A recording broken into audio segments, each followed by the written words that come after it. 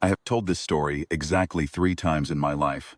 Once to my father, the night I came home from Yap, still smelling of brine and hydraulic fluid and the particular cold metal scent that pressurized seawater leaves in your hair when you have been outside a submersible at 60 meters and the suit seal was not quite perfect. He sat across from me at our kitchen table in Moscow while my mother made tea she never brought in, and I told him the whole thing from the beginning. Watching his face. Father is a biologist. He did not interrupt once.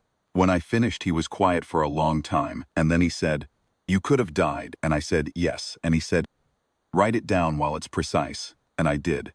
Once to the board of the Pacific Xenobiology Institute, 12 years later, when they were considering my application to chair the Mariana Colony Research Program, and they wanted to understand my methodology, and I realized I could not explain my methodology without explaining where it came from. Once quietly, to a colleague, Vera Shostakovskaya, one of the best field observers I have ever worked with, who had spent 6 months doing solo deep dives in the northern migration corridor and had come back changed in the way that encounter changes people, not badly, but permanently. She needed to understand what she had experienced. She needed a framework. I gave her mine. The other time someone has asked, smiled, and said something about formative fieldwork, and changed the subject. It is not that the story is painful. It is that I do not trust most people to sit with the ending, without making it smaller than it is. People want it to be a survival story. It is not a survival story. A survival story is about what you did to stay alive.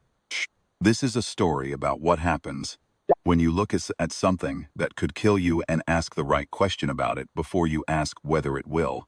I was 12 years old. The year was 2097. The atoll was Yap, in the Western Pacific, 4 degrees north of the equator, and about as far from Moscow as a person can get without leaving the planet.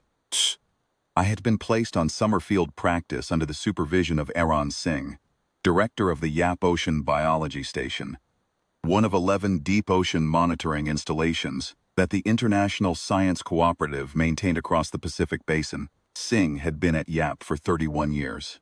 He was a small, precise, sun-darkened man who had not published a paper in 4 years because he was accumulating data, and who treated student researchers the way a good craftsman treats tools, with care, with respect, and with the clear-eyed understanding that no tool is a substitute for judgment. Pashka Garaskin had been placed at the same station for the same period. He was 13, broad-shouldered for his age, and certain that this made him the expedition's senior member in all matters requiring courage, initiative, or physical risk. He was from Novgorod, and had never seen the Pacific before the flight in, and he had spent the entire descent approach with his face pressed to the porthole of the transport saying things like, "It goes on forever," with a reverence that I found, against my will, moving. Singh received us at the station dock on a Monday morning, with the manner of a man who had received many student researchers over many years, and had developed a sophisticated set of initial expectations, all of them moderate. He showed us the stations in the first 2 hours, the equipment rooms, the dive preparation area, the hydrophone monitoring console, the network map of transponder coverage in the lagoon. He was careful and detailed about the transponder network. He made us look at the coverage map until we could describe it back to him without looking. "Inside this boundary," he said, touching the dotted yellow line on the map with one finger, "I can track every licensed diving vehicle in real time. I know your depth, your heading, your oxygen remaining, and your distance from the nearest emergency ascent point." He paused. "Outside this boundary, the only thing I know is that I have lost contact. I do not like losing contact." Pashka said, "Understood, Dr. Singh." I said, "Understood, Dr. Singh." We had both been lying, but we had not yet decided to lie. At that moment, we were being honest about our current intentions. Current intentions simply had not yet been adjusted by Pashka's reading of Singh's open log files. The station's open network contained Singh's daily observational logs, which were not classified but were also not specifically intended for student browsing.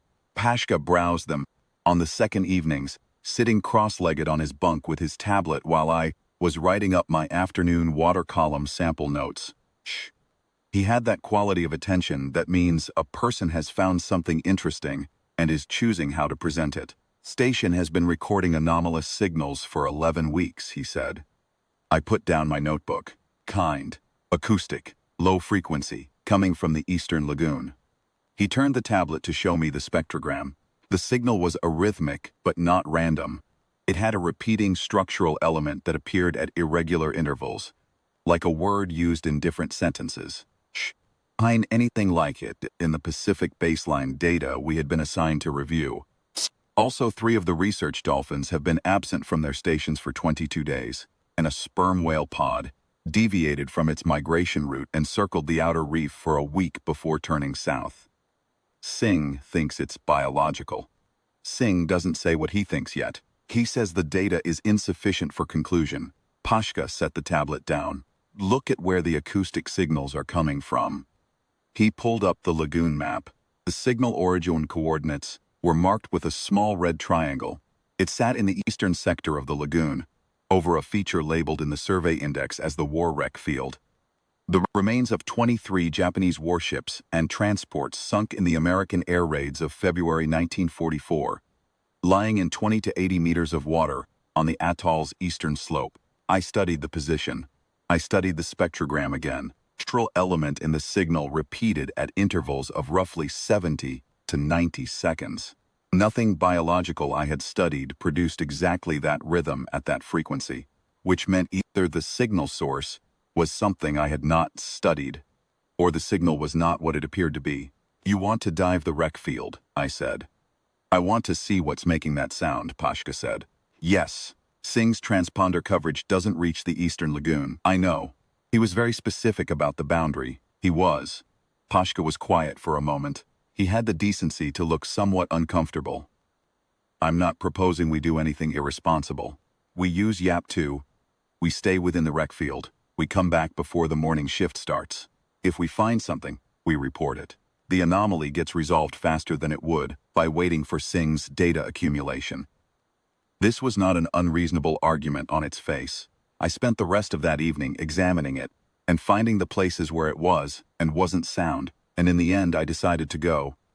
Not because the argument convinced me entirely, because I had been looking at that spectrogram for 3 hours.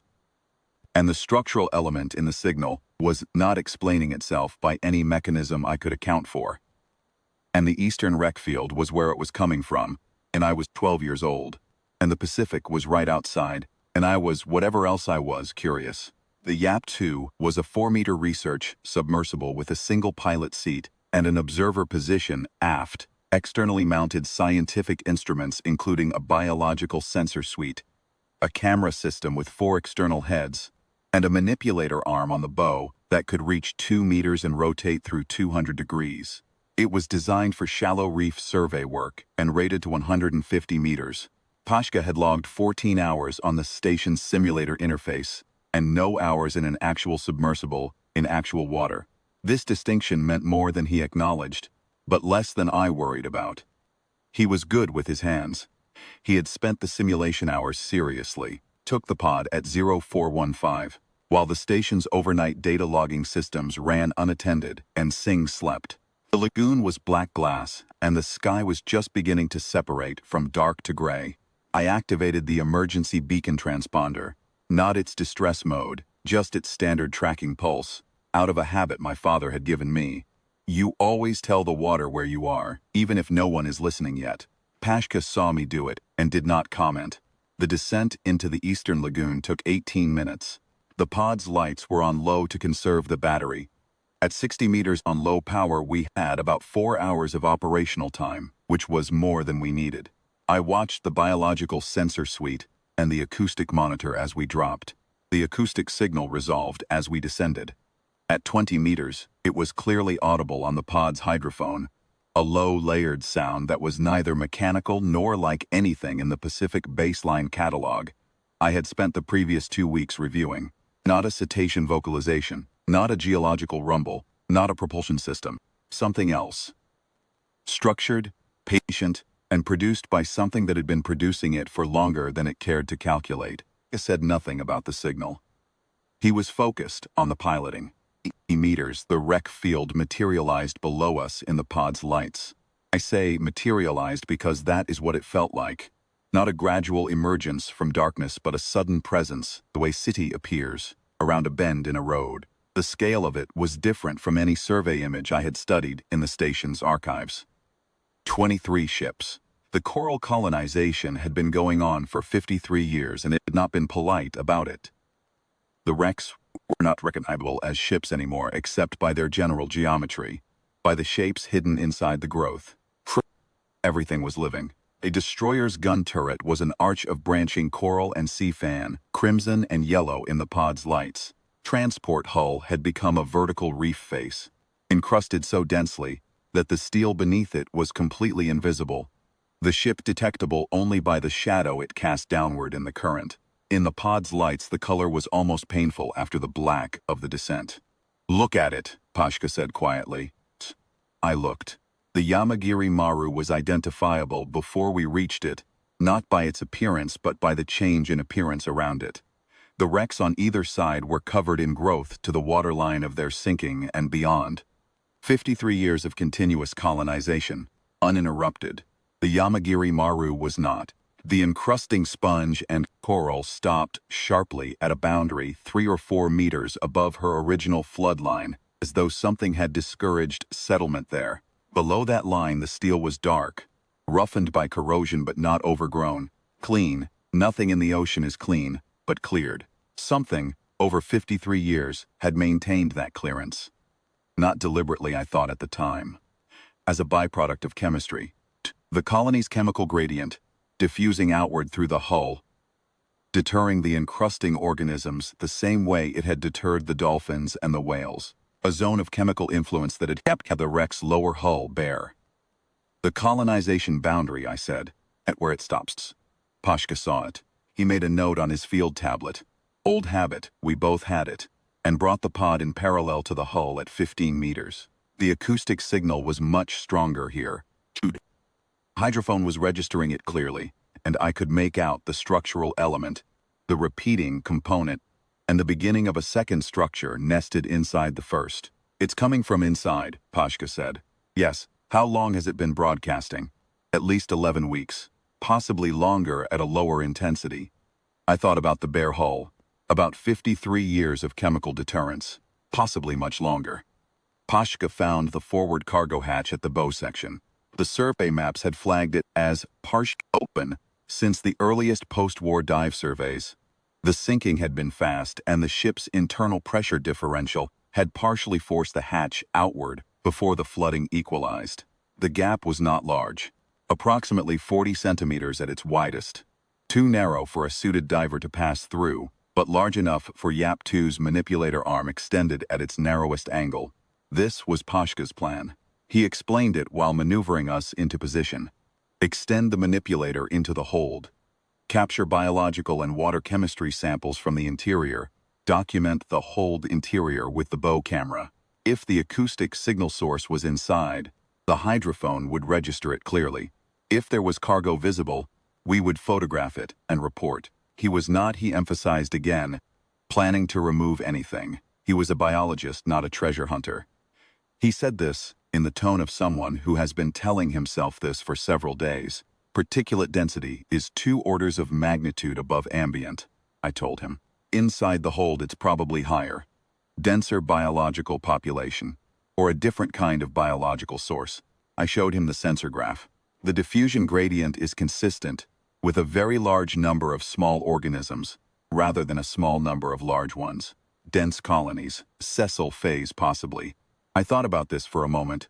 Run the manipulator in slowly. He ran it slowly. The arm extended through the hatch gap with careful increments. The bow camera feeding a view of the hatch lip, the corroded steel, the darkness beyond. Full extension, Pashka activated the interior camera lamp and the sonar imaging mode simultaneously. The sonar built its image in monochrome on the left screen. The hold was 30 meters long and 12 meters wide at the beam. The floor was partially buried in fine silt, with the outlines of cargo containers visible beneath it. Some collapsed, some intact. The hold's steel walls, the visible portions, returned a texture that the sonar rendered as dense, irregular surface coverage. Not smooth steel, something on the steel. "There," I said. "What is it?" "Every wall surface. Look at the density reading." The biological sensor had climbed 3 full orders of magnitude above the lagoon baseline as soon as the arm cleared the hatch.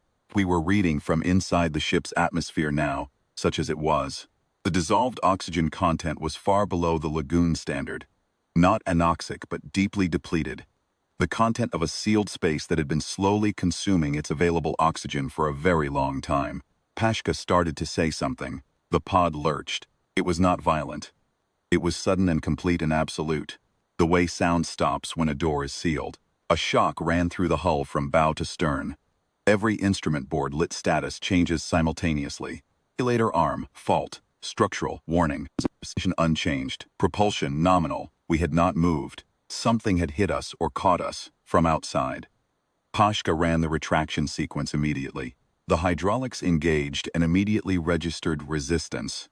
Not the smooth resistance of water and weight, but the hard resistance of something mechanical.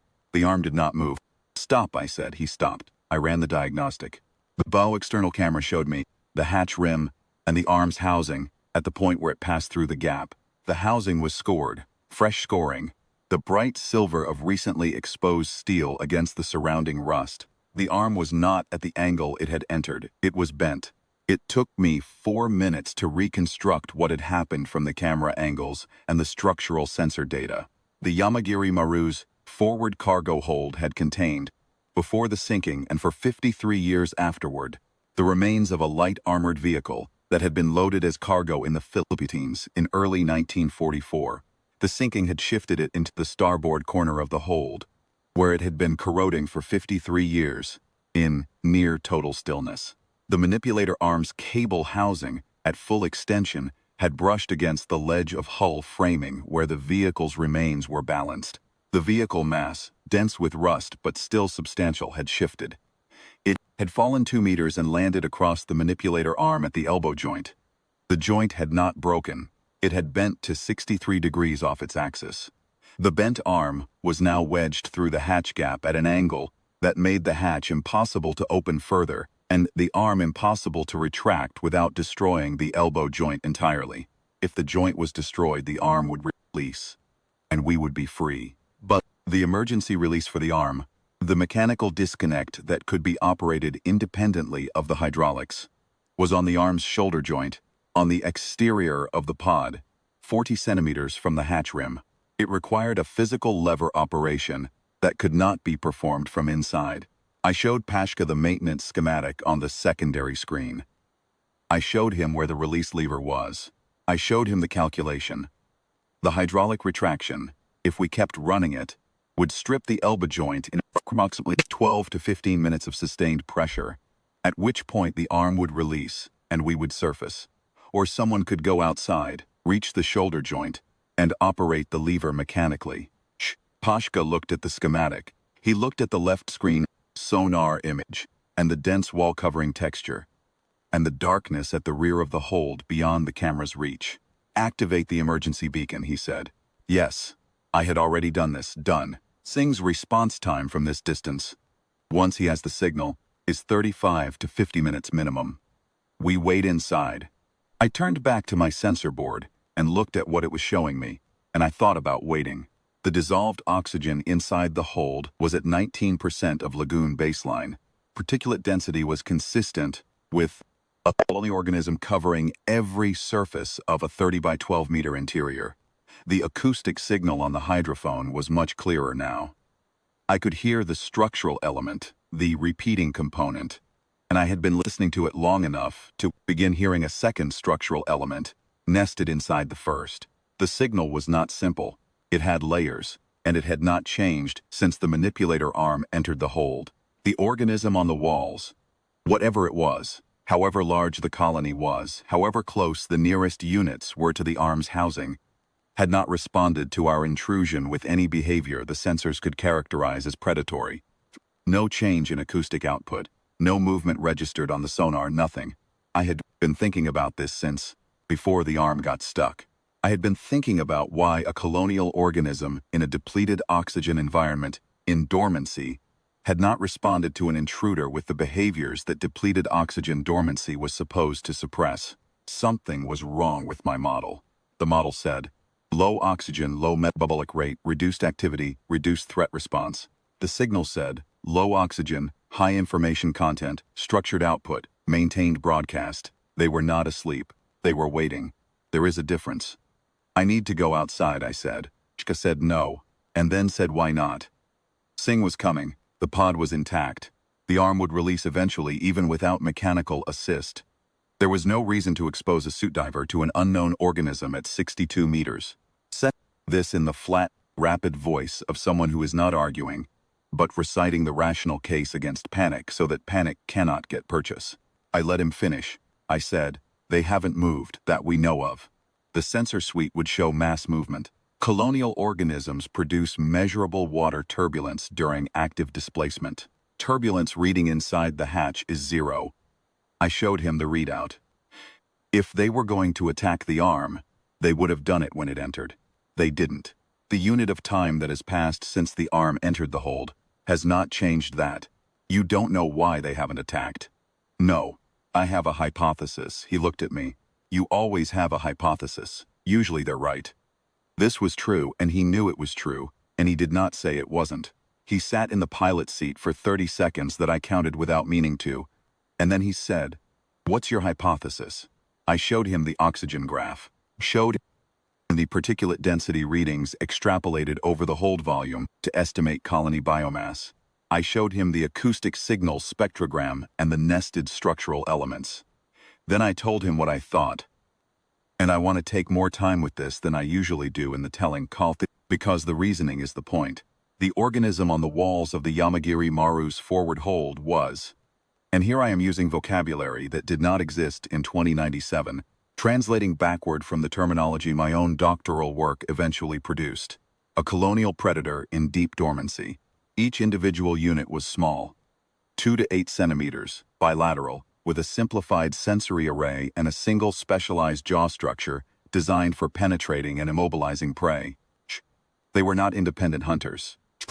They were nodes in a larger distributed network, coordinated by chemical signaling, probably pheromonal gradients embedded in the water chemistry of whatever environment they occupied. The individual units were not intelligent in the way a vertebrate is intelligent. The network they formed together was something different from any of its parts. I could not see the center of the network.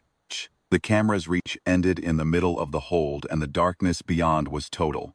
The dissolved oxygen gradient had a direction and a minimum point, and the minimum was at the far end of the space, and the minimum indicated the largest single consumer of oxygen in the hold. Something large was at the end of that gradient, in the dark, metabolizing at a reduced rate in a depleted environment. Everything else in the hold, every unit on every wall, every chemical gradient in the water, organized itself around that center the way a city organizes around whatever generates the most activity. Question was why the network had not responded to our intrusion. Not why the individual units hadn't moved. Dormancy could account for that in isolation. But the network as a whole was producing complex structured acoustic output, which meant it was not in simple dormancy. The acoustic signal was metabolically expensive. You do not spend metabolic resources on complex communication if you are simply unconscious and waiting for conditions to improve. You spend them if you have information to transmit and a reason to transmit it. So the network was active enough to produce information and motivated enough to broadcast it. It had not produced any behavioral response to an intruder entering its territory.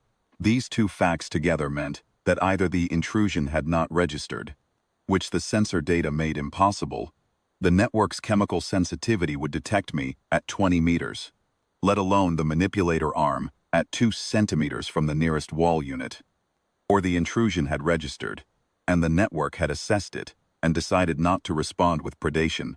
An organism that can assess a situation and choose not to respond with its default behavior is doing something more than dormancy. It is, in a meaningful sense, deciding. I told Pashka what I thought. That the colony was a colonial predator of a type not in the current Pacific biological catalog, probably deep trench fauna displaced by the seismic reconfiguration of the Mariana current channels in the 2070s, that had entered the ship through a hull breach and been unable to exit, that had been in this hold for somewhere between 40 160 years, living on whatever organic material infiltrated through the breach and on each other, and that the acoustic signal they had been broadcasting for 11 weeks was, I chose the word carefully, distress. Pashka was quiet. The dolphins and the whales left because the signal drove them away, I said, not because they were hunted, because the signal changed when the colony's condition changed. Something shifted 11 weeks ago. I looked at the oxygen graph. The oxygen levels have been dropping for years. Colony has been contracting. The acoustic signal changed when the contraction reached a critical threshold. They were broadcasting something. They were broadcasting that they were dying. Pashka looked at the hatch on the camera feed. He looked at the darkness beyond the camera's reach. He looked at me. You want to open the door, he said. The manipulator arm is already wedged in the hatch. When I release the shoulder joint, the arm falls into the hold, and the hatch is clear. The colony can exit. I paused. That's what the lever does. And the colony exits through us, probably through and around us. Yes. That's your hypothesis. And if it's wrong, I did not have a good answer to this. A hypothesis being wrong in this context would express itself quickly and irreversibly. I told him this, because telling him was more honest than not. He spent another 30 seconds not talking. I helped him into the role I needed him in by pulling the emergency pressure suit from the starboard locker and laying it out on the deck and beginning the pre-use inspection by the manual. This was a standard checklist action. It gave him something to do other than argue. And after about 15 seconds, he joined me on the checklist without being asked. The suit was rated to 100 meters. The arm light worked. The cutting tool charged correctly. The communications link was clear. Pashka checked the seals twice, which was one more time than the manual required, and the right number given the circumstances. He helped me into the suit without speaking, which is a form of agreement, the form that exists when a person has decided to follow someone else's judgment and is committing to it fully rather than halfway. I told him to watch the camera feed and tell me if anything moved inside the hold. He said he would. I told him the cutting tool was for the lever if the lever was seized by corrosion, not for anything else. He nodded. I ran the lock cycle and the hatch opened and the Pacific Ocean at 62 meters came in around me and I pushed outside. The water was 14 degrees and very dark beyond the pod's lights. The silt that the fallen vehicle mass had disturbed was still hanging in a brown-gray cloud around the hatch. I kept one hand on the pod's hull and moved forward along it, toward the bow, toward the hatch rim, toward the shoulder joint of the manipulator arm. My arm light cut a cone through the murk. The hull surface under my glove was rough with age. Not colonized the way the other wrecks were, just rough. The surface oxidation of steel that had been in salt water for half a century could feel the vibration through the hull from inside. The acoustic signal transmitted through the steel, this close. Physical, I could feel its layers in a way the hydrophone had compressed. The low regular pulse that was its carrier frequency. The structured element nested inside it. A third element I had not detected from inside the pod. Higher, intermittent, at the edge of what the transmission could resolve. The manipulator shoulder joint was where the schematic had said it would be, 40 centimeters aft of the hatch rim on the underside of the bow section. I positioned myself in the space between the pod's hull and the hatch rim. The space was approximately 60 centimeters, enough to work in if I kept my movements deliberate and did not let the current, almost nothing here, barely adrift, push me off angle. I found the red lever by feel before I found it by sight. The handle was corroded, not seized. It moved a fraction of a centimeter when I applied pressure, which meant the mechanism beneath it was intact. It would take sustained force. I braced my left shoulder against hatch rim, got both hands on the lever, and applied pressure steadily while I looked down the length of the bent arm toward the hatch gap. The unit came through the gap while I was working the lever. It came through slowly, edging through the gap with the patience of something that had been navigating confined spaces for a very long time. It was small, 4 centimeters, I estimated, and colorless in the way that organisms are colorless when they have not needed pigment for many generations.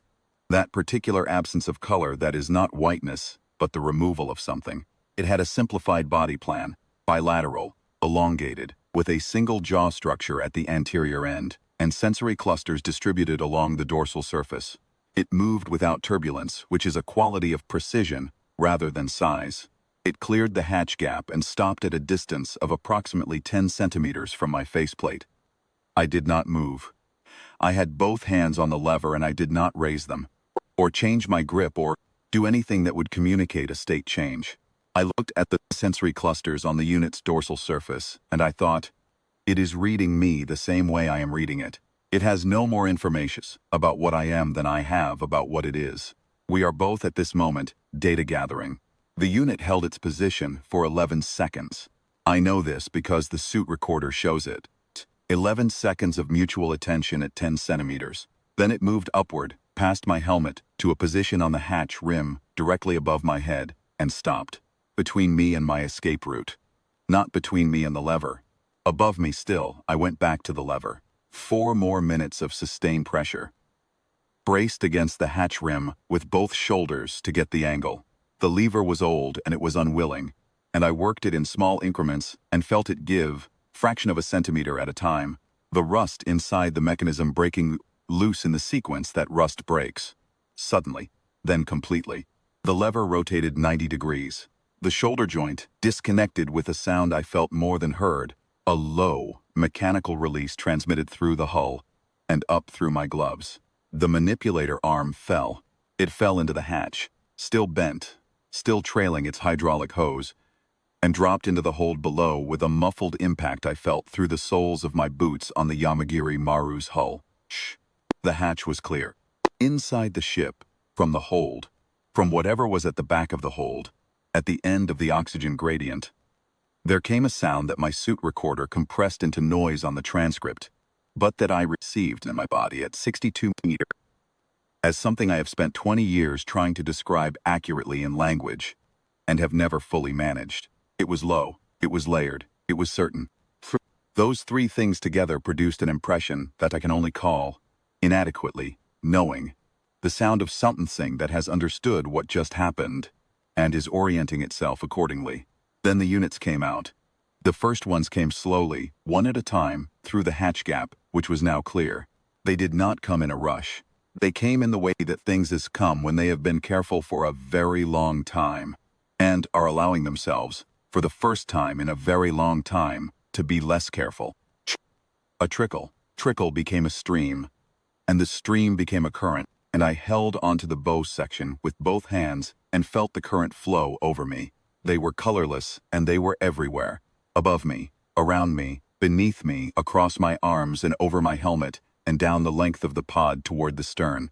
None of them touched me in the way that anything with that jaw structure would touch something it was treating as food. Contact was of the other kind, proximity, presence. They moved through the space I occupied, as though I were a fixed point in a geography they were navigating around rather than through. Not avoidance exactly. Integration, I was part of the space. They moved around me the way water moves around a stone, with the implicit acknowledgement that the stone belongs there. The flow continued for longer than I expected.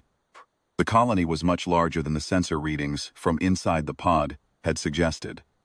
I had estimated biomass from the particulate density and come up with numbers that the actual volume of the flow exceeded substantially. The hold must have extended further into the ship than the survey maps showed, or the hull breach they had entered through had let them in 2 spaces beyond the forward hold. They came and they came and they came, and I held on, and the brown silt cloud lifted around me as the current they created disturbed it, and the lights of the pod gave me irregular glimpses of them.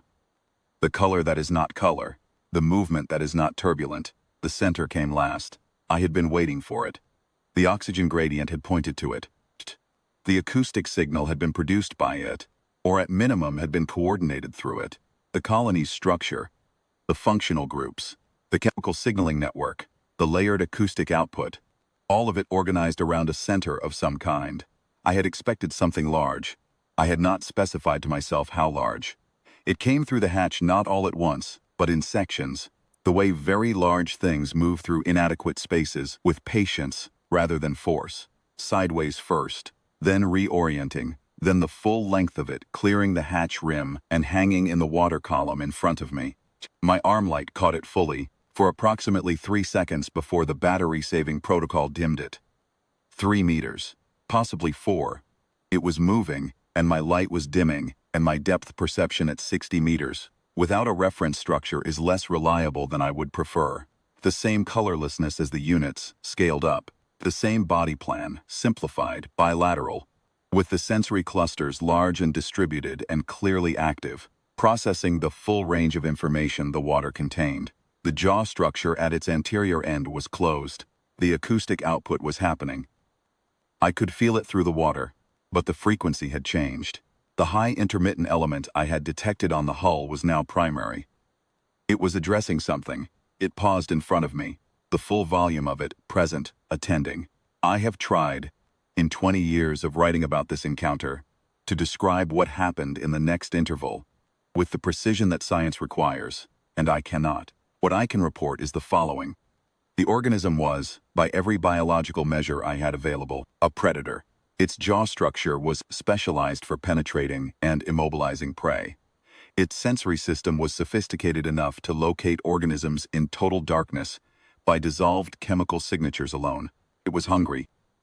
The colony had been in a state of nutritional deprivation for years, and I was in a pressure suit that was, in the relevant chemical terms, substantially permeable. I was in every technical sense food. It did not open its jaw. Instead, it held position in front of me for an interval. I did not time, because I was not thinking about timing. Its sensory clusters oriented toward me with a quality of attention that I have described in publications as investigatory, and that I describe in this account more simply. It was looking at me. Whatever looking means for an organism that processes the world through chemistry and pressure and frequency, rather than light and lens. It was attending to me as an individual phenomenon, rather than as an undifferentiated presence in the water. The word I settled on years later is recognition. I want to be precise about what I mean by it, because imprecision here has caused more confusion in my published work than any other single point. I do not mean recognition in the full human sense, in the sense of a mind identifying a face it has seen before, associating it with a history, and responding to the accumulated weight of that history. Cannot claim the organism had that capacity. Its cognitive architecture is distributed, chemical, frequency-mediated. What I mean is something more basic, the registration of a distinction. The water contained something that had produced specific change in the physical state of its imprisonment. The organism registered that the something responsible for the change was still present. It attended to that presence. Whether it processed me as safe or dangerous, ally or food, I cannot say with scientific authority. The jaw structure stayed closed. That is the behavioral evidence. Quality of the attention, the patience of it, the stillness of it, is harder to characterize without reaching for subjective language I am not entitled to apply. Recognition is the word that fits the record most honestly, and I use it. Then it turned. It moved upward and east, toward the open lagoon, toward the outer reef, toward the deep water beyond. The units went with it. The last of the stream, gathering itself into a directional flow that followed the center into the darkness above the Yamagiri Maru. In 30 seconds, the water around me was still. In 2 minutes, the acoustic signal had shifted to a bearing of 085 degrees, toward the eastern reef wall, moving. I hung on the bow section of a sunken warship in 62 meters of water and listened to them go. Shh. Pashka's voice came through the suit communicator. He had been watching the camera feeds for the entire duration. He had not spoken once during the operation. Not when the arm fell. Not when the unit streamed past the external cameras. Not when the center cleared the hatch. He had been, by everything the suit recorder shows, entirely silent for 14 minutes. Now he said, "Are you all right?" "Yes," I said. "Come back inside." I came back inside. The lock cycled. I stripped the suit, which was wet at the collar seal as I had suspected. Pashka handed me the thermal blanket from the emergency kit, without being asked. He was pale in the way that people are pale when they have been frightened for a sustained period, and the fear has just been allowed to release. I was not pale, which I think surprised him. I was. This is the honest word. Exhilarated but quietly, in the way that you are exhilarated by something that has confirmed a fundamental belief about the world, rather than simply given you a good experience. Singh's response craft is 11 minutes out, Pashka said. I know. We are in serious trouble. Yes. He sat down in the pilot seat and was quiet for a moment. Outside the pod, the lagoon had returned to its normal state, or what passed for normal, now, which was not the same as what it had been 3 hours ago. The acoustic signal was gone from the hydrophone. The biological sensor was returning lagoon baseline readings. The particulate density had dropped to normal. The Yamagiri Maru lay on her side in the silt below us. The forward hatch open for the first time in 5 decades. Nothing inside it now. What were they? Pashka said. I told him what I thought. I told him about the Mariana Trough, where deep current mapping had identified several new biological community types since the late century seismic reconfigurations of the 2070s. I told him about the displacement hypothesis, that the current channel changes had pushed deep trench fauna into atoll environments where they didn't belong, couldn't establish, and couldn't find their way back without access to the current channels they had come in on. I told him the colony had probably entered the Yamagiri Maru through a hull breach in the aft section, chasing organic material that the wreck's interior trapped and concentrated, and that once inside they had found the forward hold's preserved cargo, which had fed the colony for years through slow decomposition in the anaerobic dark. And then the food was exhausted and the hull breach that was their entry was too small for the center, and they were trapped. How long? Pashka said. The oxygen depletion profile suggests 40 to 50 years, possibly since the 2050s. I had been running the calculation in my head while I talked. The acoustic signal started 11 weeks ago, which means 11 weeks ago the colony reached the threshold where the center decided the signal was worth broadcasting even at the energy cost. I paused. They'd been waiting longer than that. But something shifted 11 weeks ago. Pashka thought about this for a moment. I watched him work through it. Pashka was not a careful thinker in the way that Singh was, methodical and unhurried, but he was a fast one. His mind worked in leaps, and when he landed right, he landed solidly. The whales, he said. The whales started their deviation 11 weeks ago. Singh logged it. Yes. So the signal changed. Something about the signal changed. The whales heard it and came closer, and the chemical concentration from the colony drove them away before anything else could happen.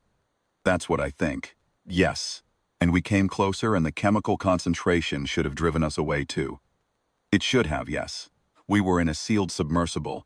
The chemical gradient didn't reach us. He processed this. Outside the pod, the lagoon was returning to itself. The biological sensors showed lagoon baseline readings now, the particulate density dropping toward normal. The Yamagiri Maru lay beneath us in the silt, the forward hatch open for the first time in 53 years, empty. He looked out through the viewport at the open hatch below us. They were trying to call for help, he said.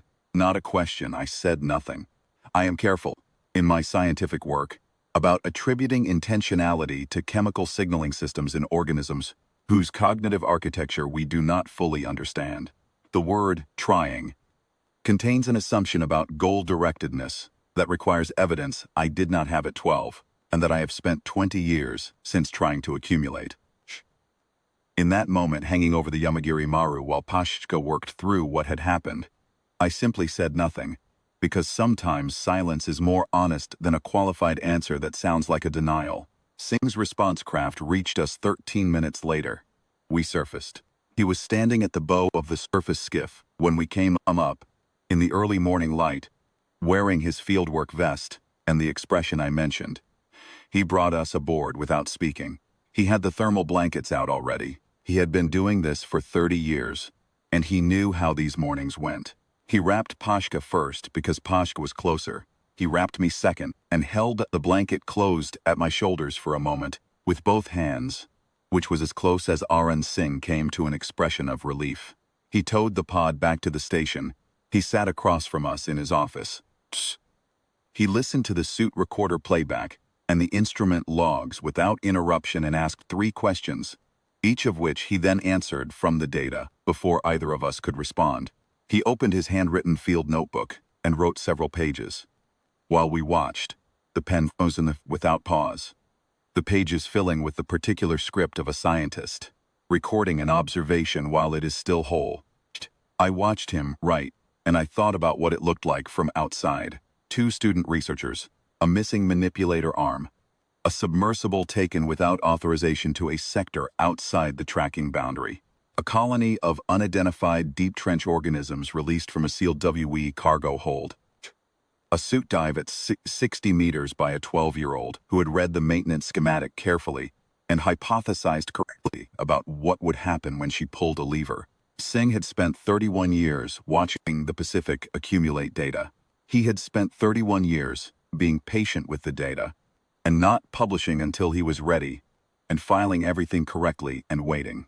He had taught us what that looked like. He had made us memorize the transponder boundary. I did not yet understand sitting in his office in my damp clothes with the thermal blanket around my shoulders that Singh was not angry. He was doing what he had done for 31 years, attending to something new, writing it down while it was precise.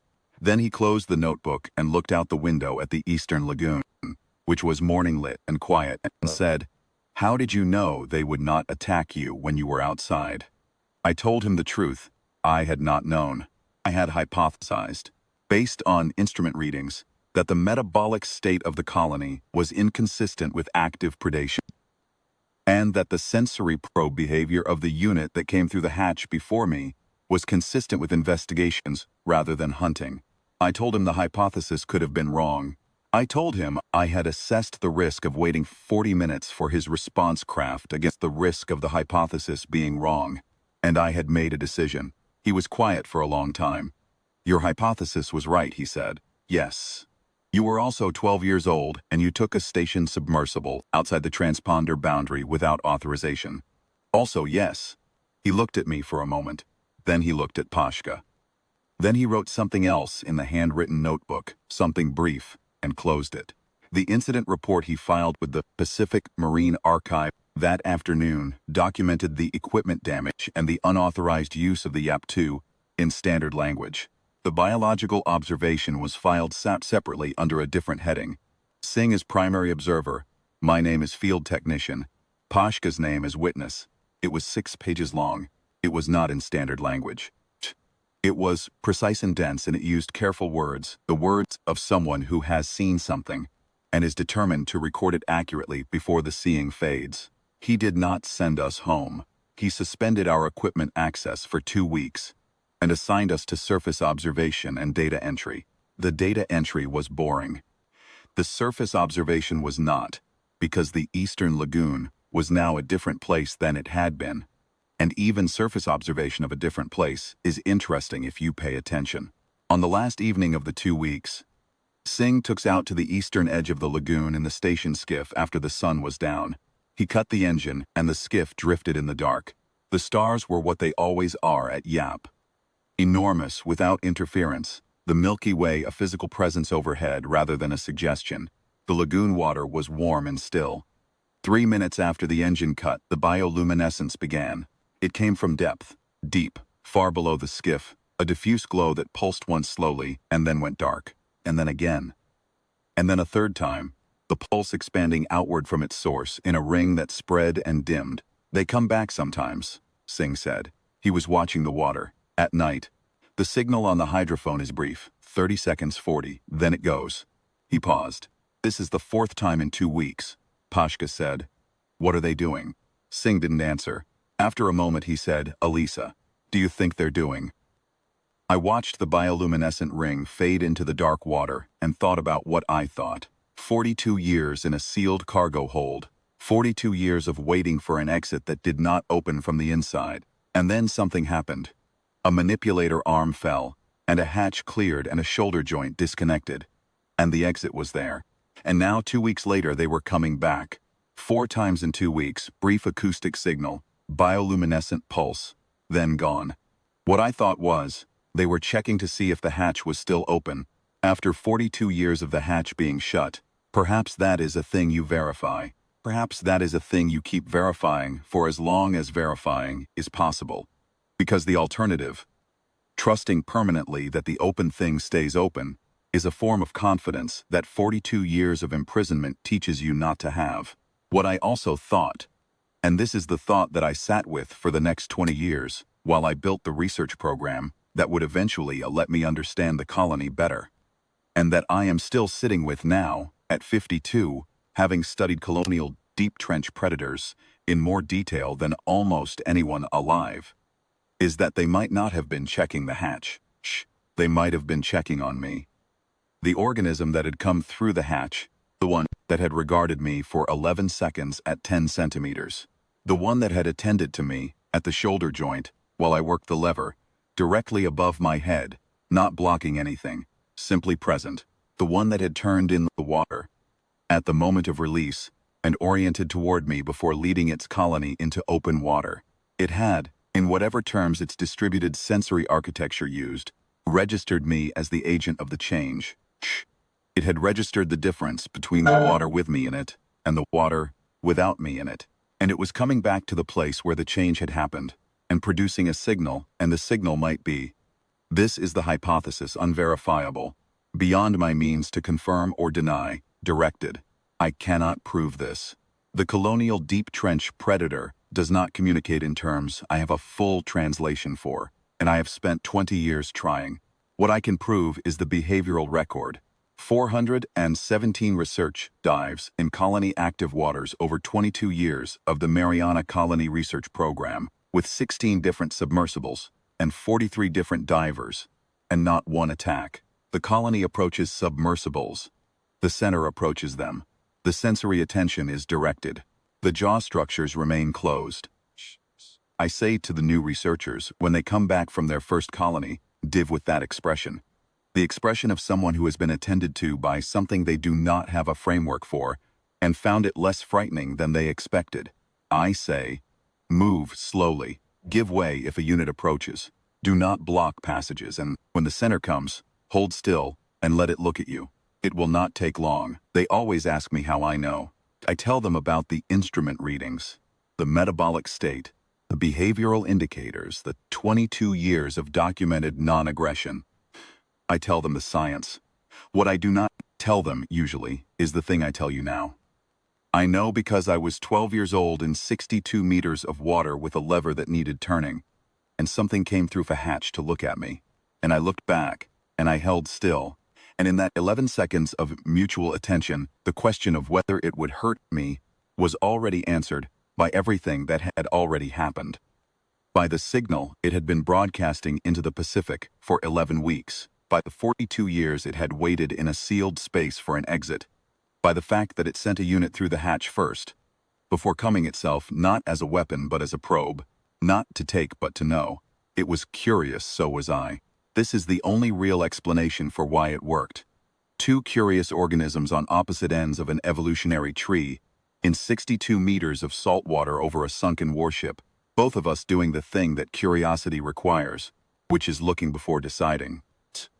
I think about Pashka sometimes, when I am deep in the Mariana corridor, and the center is approaching the submersible. Pashka became a civil engineer. He builds bridges in Siberia, real ones, concrete and steel ones, over rivers that freeze in winter and flood in spring, and tests the designs every year. We stay in contact. He attended the opening of the research station at the northern corridor entrance and stood at the viewport and watched a colony unit pass the hull at arm's length, and did not flinch, which I think required more from him than it would have from me, and which I told him so. He shrugged and said, "You knew what they were. I just trusted you." This is, I think, the other half of the story. I knew what the instruments were telling me, and I trusted the instruments. Pashka did not know, and he trusted me. Singh did not know what we would find, and he had built 31 years of careful practice that made him able to receive what we brought back without flinching.